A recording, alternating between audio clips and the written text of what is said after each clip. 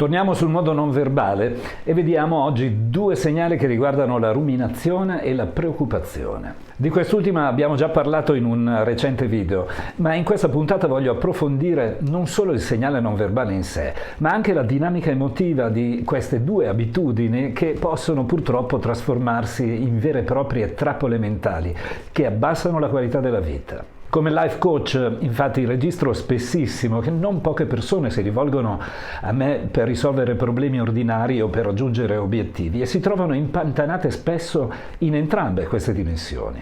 Ancora una volta, quindi, entriamo nella sfumatura della comunicazione che ognuno di noi ha con se stesso. Comunicazione che può rivelarsi funzionale quando ci aiuta ad affrontare la vita anche nei momenti difficili, oppure disfunzionale quando anziché aiutarci ci blocca in circoli viziosi.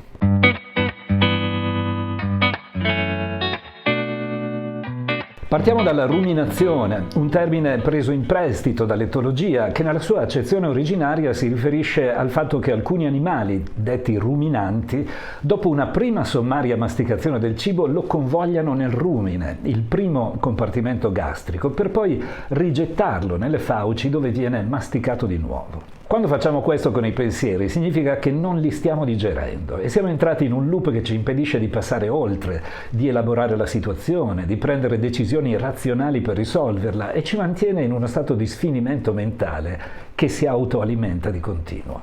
Un segnale non verbale interessante è quello del grattamento della testa, soprattutto nella zona delle tempie, dell'occipite e della sua sommità. È importante specificare che questo tipo di movimento avviene spesso nella giornata di una persona, soprattutto quando deve affrontare qualcosa di impegnativo e in questi casi è semplicemente un segnale che rimanda a un desiderio intimo di concentrazione. Se invece avviene in maniera reiterata e sempre sullo stesso argomento, è probabile che sia in atto una ruminazione proprio su quello specifico tema.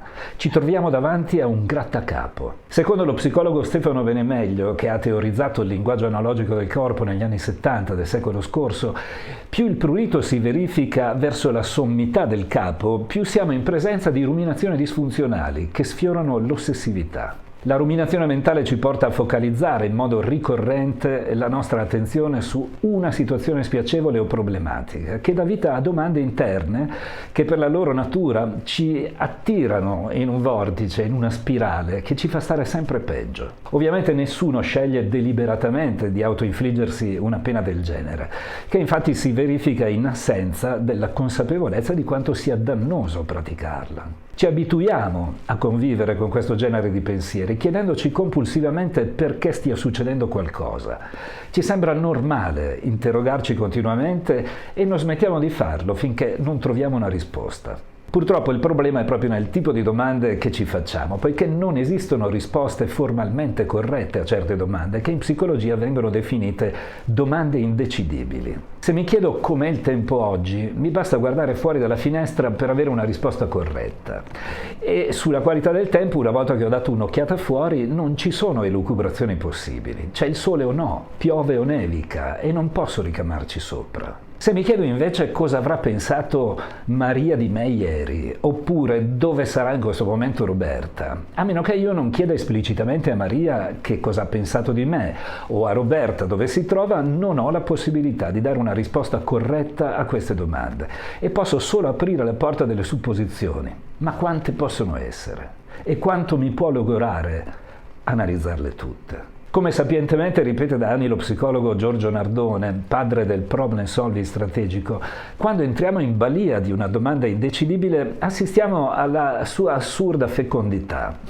Da una domanda indecidibile nasceranno altre domande, a loro volta indecidibili, e ogni risposta che cercherò di darmi darà vita a una nuova domanda, ingabbiandomi in un circolo vizioso che si autoalimenta sempre di più. Un ottimo modo per uscire da questo tipo di ruminazione è chiedersi: posso dare una risposta univoca e formalmente corretta alle domande che mi sto facendo? Se ti rendi conto che non ti è possibile, allora hai già l'identità chiara del tipo di domanda e ne conosci i rischi. Purtroppo non possiamo bloccare sul nascere queste domande malefiche con un semplice non pensarci, perché più cerchiamo di non pensare a qualcosa, più questa cosa ci invade. L'unico comportamento saggio che potremmo avere, una volta identificata la trappola, è impedirci di rispondere, dicendo a noi stessi: so che se inizio a rispondermi finirò nel vortice di un malessere sempre più grande, quindi blocco le risposte. Per rendere efficace il blocco delle risposte, però, devo agire, fare qualcosa di pratico, che mi faccia pensare ad altro. Posso ad esempio telefonare a un amico e parlare di altri argomenti, posso concentrarmi nella lettura di un libro, guardare un film che mi appassiona, posso scrivere, fare una doccia, uscire con il cane, ma rimanere fermo sull'intenzione di non rispondere. La cosa da evitare è restare seduti o sdraiati e non agire, poiché in assenza di azione i pensieri tendono a fagocitarci. Passiamo alla preoccupazione, che solitamente si esprime sul piano non verbale tramite un prurito nella zona del sopracciglio. Spesso ruminazione e preoccupazione vanno a braccetto e danno vita a un cocktail micidiale. A differenza della ruminazione, in cui si gira ripetitivamente intorno al passato o allo stato emotivo presente, nella preoccupazione tendiamo a focalizzarci sul futuro, in particolare sui peggiori scenari immaginabili. Secondo la psicologia moderna, la ruminazione è uno stato molto frequente e una concausa degli stati depressivi, mentre la preoccupazione caratterizza più spesso gli stati d'ansia. Fino a un certo punto, pensare a ciò che può andare storto può essere intelligente, perché ci aiuta a elaborare un piano d'azione. Ma quando ci convinciamo, manco fossimo dei veggenti, che qualcosa andrà sicuramente male e quindi ci angosciamo ripetutamente, la preoccupazione diventa una trappola micidiale. Questa tendenza che molte persone hanno, spesso ereditata dall'ambiente familiare, le porta a dedicare molta vita ed energia a preoccuparsi per cose che alla fine non accadranno mai. All'interno di questa trappola c'è spesso una sfumatura diabolica che ci spinge, quando i fatti non corrispondono alle nostre previsioni catastrofiche, a non prendere atto di avere torto, a non registrare che certe cose possono anche andare bene. Al contrario, la trappola della preoccupazione come stile di pensiero ci spinge a barare, a registrare solo gli eventi che confermano le nostre paure e ancora una volta finiamo per sguazzare in un circolo vizioso su cui non abbiamo più controllo. Spesso la preoccupazione in certe famiglie viene confusa con l'affetto e il desiderio di protezione. La frase "mi preoccupo perché ti amo", che può dire una madre a un figlio o un partner all'altro, diventa legittima e inattaccabile, nonostante possa rovinare la vita e ridurre la libertà di entrambi i soggetti. Come per tutte le trappole, l'importante è saperle riconoscere quando si presentano, e sono proprio davanti a noi.